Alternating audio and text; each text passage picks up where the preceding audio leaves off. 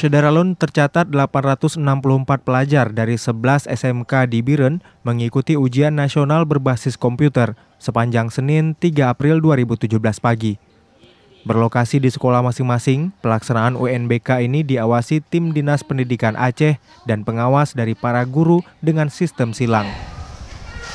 Selama ujian berlangsung, ujian ini sendiri akan berlangsung selama 4 hari dengan mata pelajaran yang diuji, yakni Bahasa Indonesia, Matematika, Bahasa Inggris, dan Teori Kejuruan.